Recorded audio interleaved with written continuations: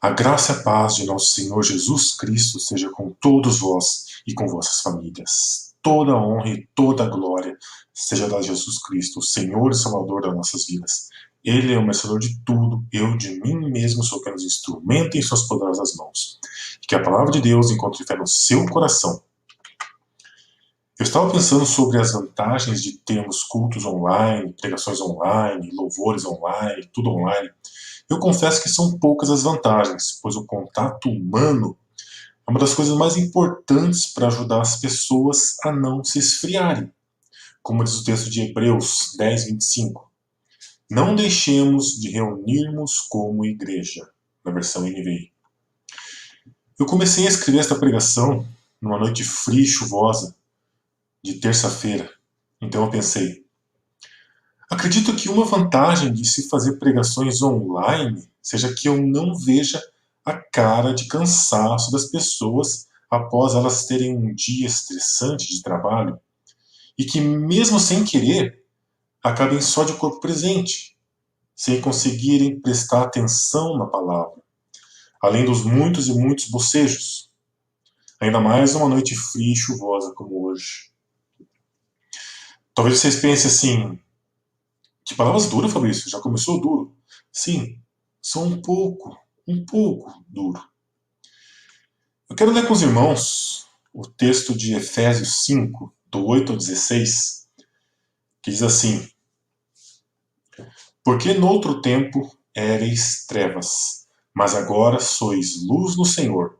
Andai como filhos da luz, porque o fruto do Espírito está em toda bondade, justiça e verdade, aprovando o que é agradável ao Senhor.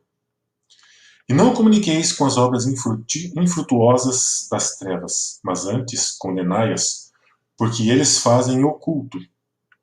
Até dizê-lo é torpe. Mas todas essas coisas se manifestam, sendo condenadas pela luz, porque a luz tudo manifesta. Pelo que diz, desperta, ó tu que dormes, e levanta-te dentre os mortos, e Cristo te esclarecerá. Portanto, vede prudentemente como andais, não como nécios, mas como sábios, remindo o tempo, porquanto os dias são maus. Amém. A palavra usada ali para desperta é extremamente dura. Ela traz consigo a ideia de acordar alguém abruptamente, chacoalhando com força. Não é um oi, meu bebê, cuti-cuti, por favor, acorde. Eu trouxe aqui seu todinho quentinho. Falando bem mansinho e baixinho para a pessoa não levar um susto. Muito pelo contrário. Deus está chacoalhando a igreja com força e gritando: desperta, ó tu que dormes. O povo de Deus gosta daquele texto que diz assim: Deus dá aos seus enquanto dorme. Salmo 127, 2. Deve ser por isso que o povo de Deus gosta tanto de dormir, de ficar dorminhoco. Só que não é um dorminhoco de descansar em Deus, entregar nas mãos de Deus as suas aflições, porque nisso o povo de Deus não consegue descansar direito. Mas é um dorminhoco de roncar preguiçosamente, relaxadamente.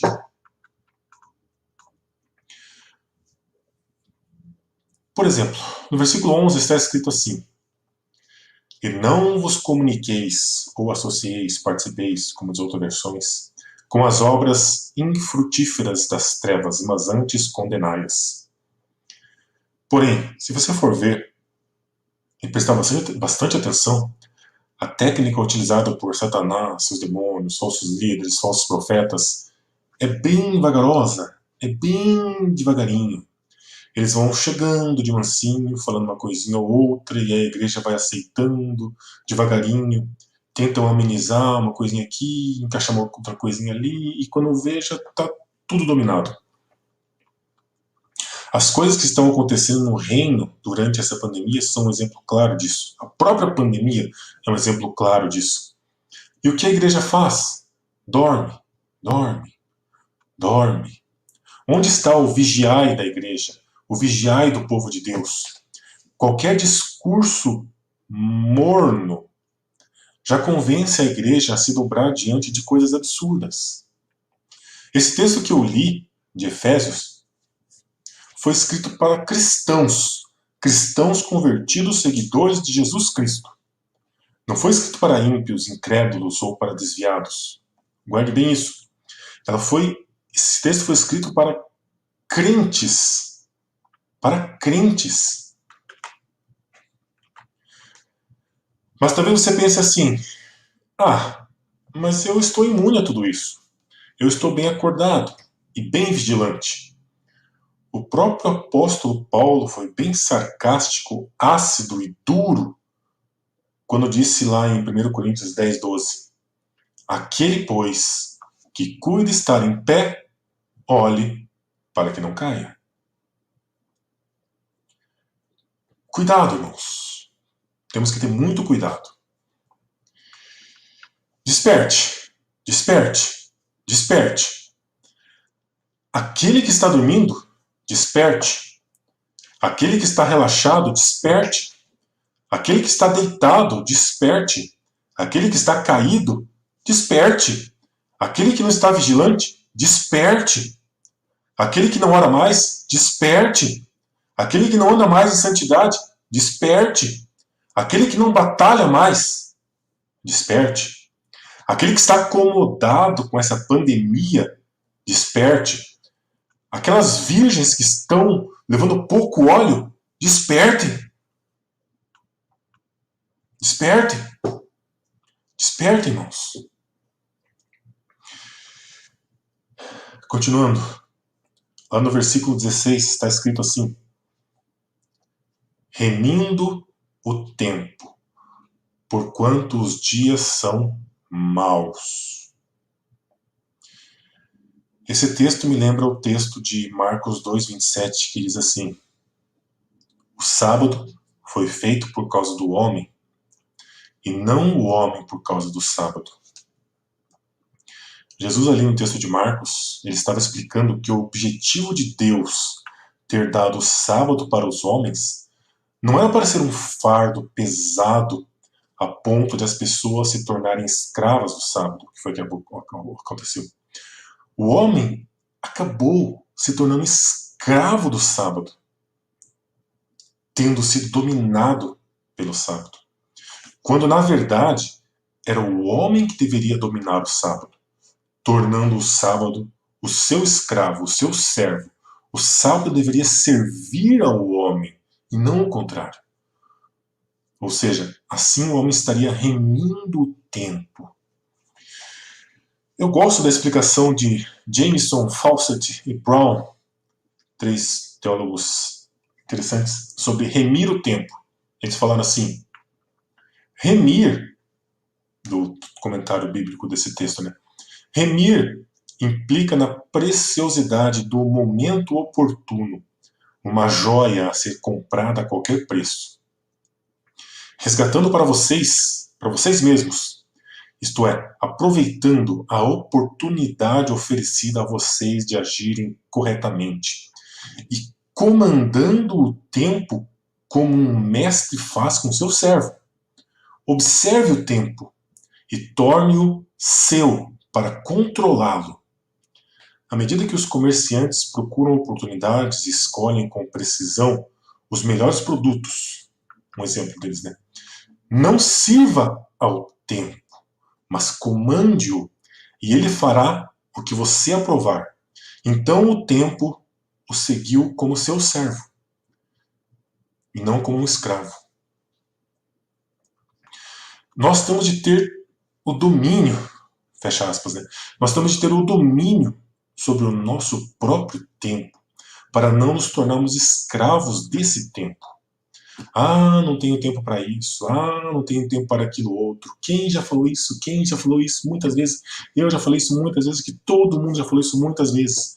Se for assim, então o tempo já dominou sua vida e você se tornou um escravo desse tempo. Escravo desse tempo. Você não pode se tornar escravo, ficar preso ao seu tempo. O tempo que deve servir a você. Voltando então para o desperta. Desperta, ó tu que dormes. Desperta, ó tu que dormes. Quais são as principais características de uma pessoa que está dormindo um sono profundo? No sono, durante o sono, embora estejamos vivos, nós nos tornamos insensíveis a qualquer perigo que possa estar próximo. Nós não temos consciência do que pode estar acontecendo ao nosso redor. Nós não ouvimos a voz de nossos amigos. Não vemos a beleza das coisas, não vemos as coisas. Esquecemos até mesmo do nosso caráter e das condições reais, do mundo real. Pois muitas vezes nós sonhamos coisas irreais, imaginárias, ilusórias, absurdas. É como se nossas faculdades mentais estivessem bloqueadas em um sono profundo. É isso que o apóstolo Paulo está fazendo essa comparação ali. Para perceber todas essas coisas, essa pessoa primeiro deve ser despertada. Para ela conseguir perceber tudo isso, primeiro ela tem que despertar. E, portanto, é por isso que o Senhor deu uma ordem forte e tão grande dirigida ao homem. Desperta! Desperta! Primeiro, ele deve despertar dessa condição de estar dormindo um sono profundo. Ou ele pode não se salvar. Um exemplo claro dessa condição de não se salvar, caso não despertemos, é o de uma criança que está dormindo calmamente em sua cama confortável, enquanto sua casa está em chamas. Se ninguém despertar essa criança, certamente ela vai morrer. Então, os pais dessa criança vão correndo até o quarto dessa criança e gritando dizem: desperta, desperta, ou você vai morrer. Essa analogia que eu quero trazer para hoje. O Senhor está gritando para a igreja hoje: desperta, desperta, para que não morras. Desperta, para que vocês não morram. Se o Senhor está nos dizendo isso hoje, é porque Ele nos ama e quer que nós nos salvemos dessas chamas. Essa palavra que Deus colocou no meu coração é uma palavra um pouco mais dura. Eu não gosto de trazer palavras duras, eu gosto de trazer palavras mais de esperança, palavras mais de conforto. Mas hoje o Senhor me deu essa palavra para falar para a igreja e eu estou falando isso. Que Deus abençoe as nossas vidas e de nossos familiares. Toda honra e toda glória seja dada a Jesus Cristo. Amém. Eu vou estar orando, encerrando esse culto. Pai querido, Pai amado, Deus Todo-Poderoso, obrigado, Senhor, por essa palavra. Senhor, coloca o Teu Espírito Santo em nós, enche-nos do Espírito Santo e da Tua presença no nosso coração, Senhor, na nossa mente, e desperta a nossa vida para que nós não morramos. Toma o controle de tudo, Senhor. Vem ser o Senhor das nossas vidas. Age, Senhor, em nosso favor. Age em tudo, Senhor. No nosso trabalho, na nossa casa. Vem ser o Senhor de tudo na nossa vida. Desperte, Senhor, cada área onde nós estejamos dormindo. E faz o Senhor pessoas segundo o Teu coração. Eu oro também pela caixinha da prosperidade que está lá na igreja, Senhor. Que cada pedido dessa caixinha venha se realizar segundo o Teu coração, Senhor. Abençoa nossas vidas em nome de Jesus. Amém. Amém.